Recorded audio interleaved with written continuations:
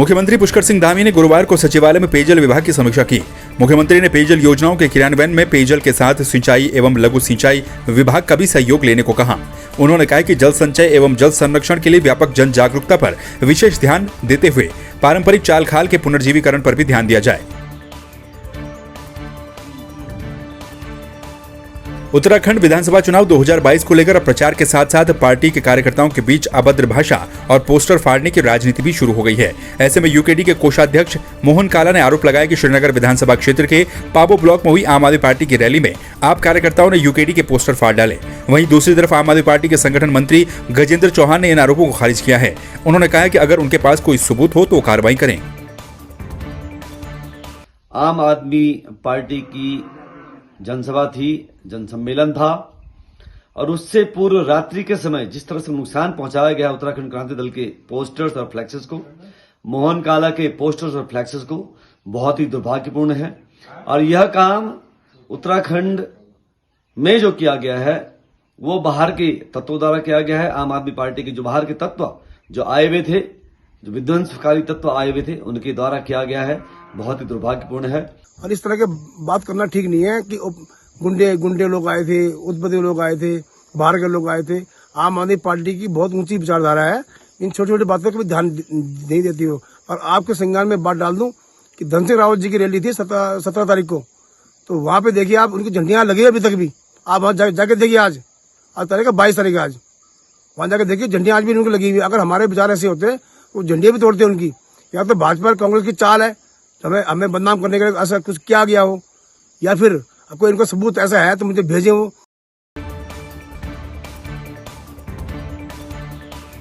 विकासखंड कीर्तिनगर के मलेथा, रानीहाट, देवली व नेथाड़ा में पूर्व मंत्री प्रसाद नेथानी ने रेल परियोजना से प्रभावितों के साथ बैठक की, जिसमें समस्याओं और अनुबंधों पर चर्चा की गई।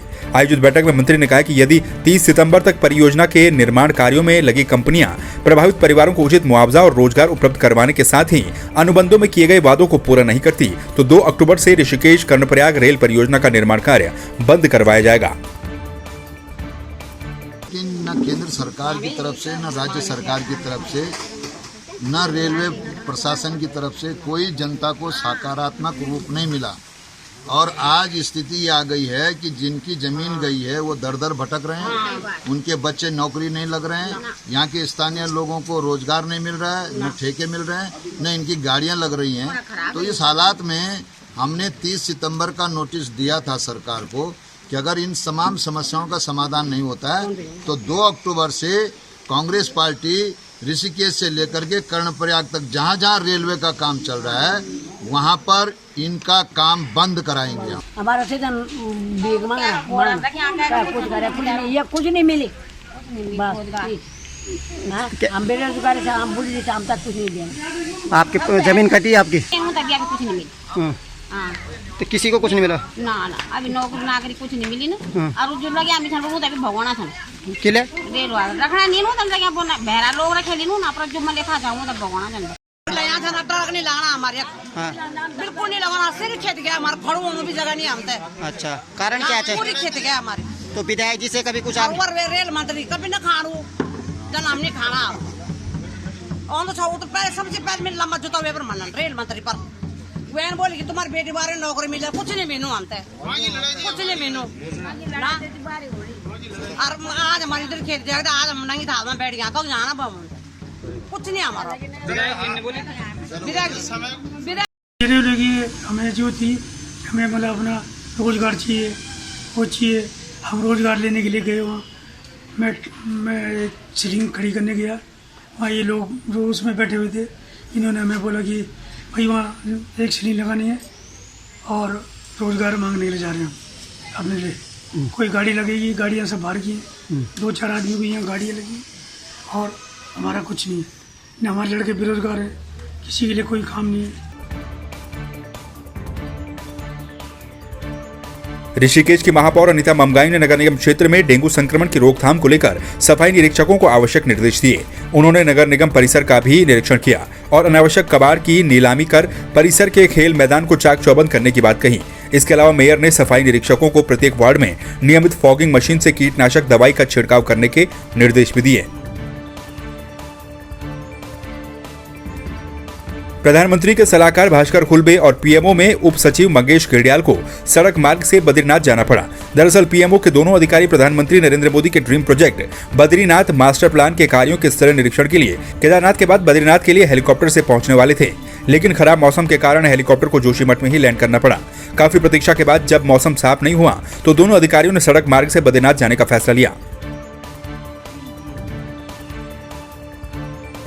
जोशीमठ ऋषिकेश बद्रीनाथ राष्ट्रीय राजमार्ग में सेलंग के झड़कुला के निकट रात को बोल्डर आने से रास्ता बंद हो गया, जिससे सड़क के दोनों तरफ वाहनों की लंबी कतारें लगनी शुरू हो गई। राजमार्ग पर फिलहाल वाहनों की आवाजाही ठप रही।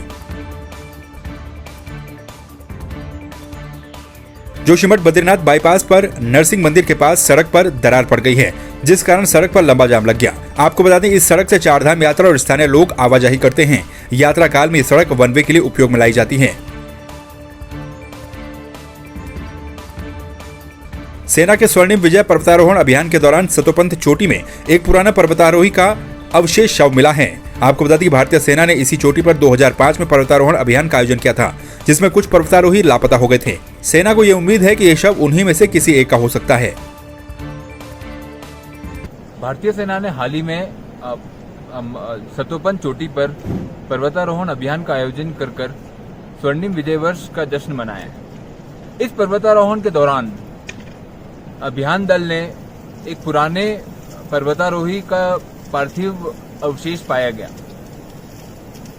सन 2005 में भारतीय सेना ने इसी चोटी पर पर्वतारोहण का आयोजन किया था।